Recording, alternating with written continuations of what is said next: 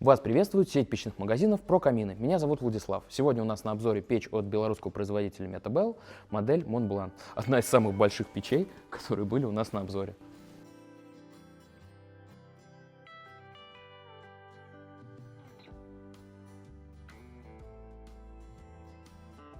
Давайте теперь поближе познакомимся с отопительным прибором.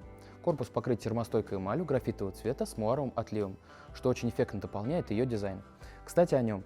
Печь имеет прямоугольную форму со скошенными краями, что позволяет ей смотреться в любом интерьере достаточно необычно. Выступающие элементы практически отсутствуют, исключая регулировку подачи воздуха. По периметру дверцы присутствует небольшой зазор для циркуляции воздуха вокруг топки и конвекция. Для этих же целей служит отверстие на кожухе в задней части печи. Сверху на этом же кожухе мы можем рассмотреть вырез под подключение дымохода через горизонт. Стандартно патрубок расположен в верхней части печи, он выполнен из чугуна и имеет диаметр 150 мм. При необходимости подключения печи через горизонт патрубок и заглушка меняются местами, а сверху устанавливается декоративная заглушка, которая идет в комплекте. Теперь давайте получше рассмотрим размеры отопительного прибора. Ширина печи составляет 105 см, высота от пола до верхней части 97 см. Глубина 44 см. Размеры ниши под топкой 103 см на 38,5 см. Данную нишу мы рекомендуем использовать только для подсушки небольшого количества дров на будущую закладку. Для полноценного хранения дров она не сильно подходит, так как температура воспламенения дров будет с каждым разом уменьшаться все больше и больше, и это будет не пожаробезопасно. Всю дверцу по периметру закрывает стекло. Его размер составляет 100 на 50 сантиметров. Оно покрыто шелкографией. Размер видимой части стекла составляет 80 на 29 сантиметров. Обзор пламени немного перекрывает козырек подачи воздуха на стекло. Если не учитывать его как видимую часть стекла, то обзор пламени будет доступен на отверстие размером 80 на 24 сантиметра. Также забыли упомянуть патрубок подачи воздуха извне. Стандартно он расположен на задней стенке. При необходимости его можно подключить через низ печи. Для этого в нашей нише присутствует вырез лазером для облегчения его подключения. Вес печи составляет 270 кг. Это из-за достаточно толстых стенок. Конвекционный кожух имеет 6-мм толщину, а топка 4-мм толщину.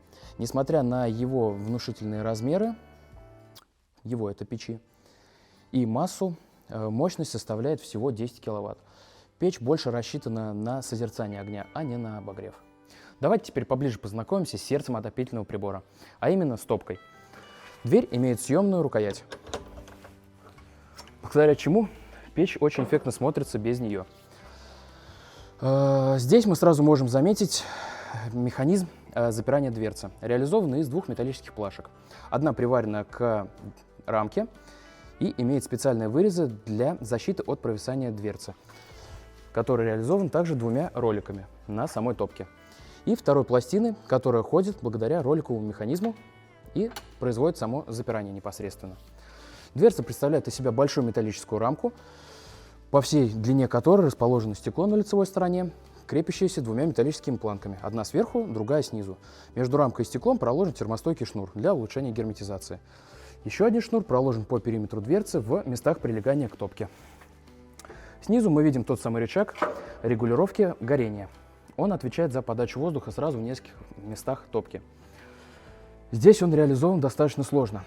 Канал находится в нижней части топки под футировкой, и воздух разделяется на два потока.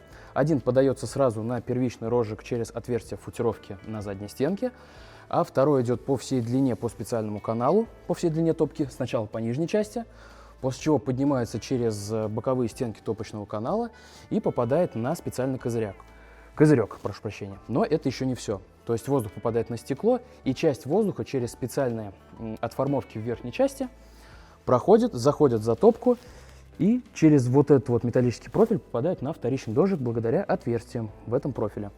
Но на этом интересности не заканчиваются. Сверху расположен пламегаситель, реализованный из двух вермикулитовых пластин, стоящих достаточно близко друг к другу.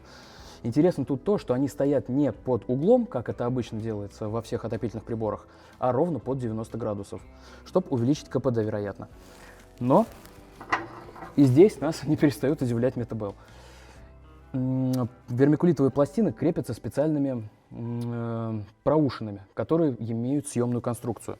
Обычно их либо приваривают, либо вырезают сразу в части печи, в части корпуса печи. Но и это еще не все. После первого пламегасителя огонь упирается во второй пламегаситель. И вот тут то, что нас удивило, он не имеет съемную конструкцию, это нормально для печей, но он имеет небольшую ревизионную пластину, которую можно снять, чтобы было удобнее прочищать дымоход.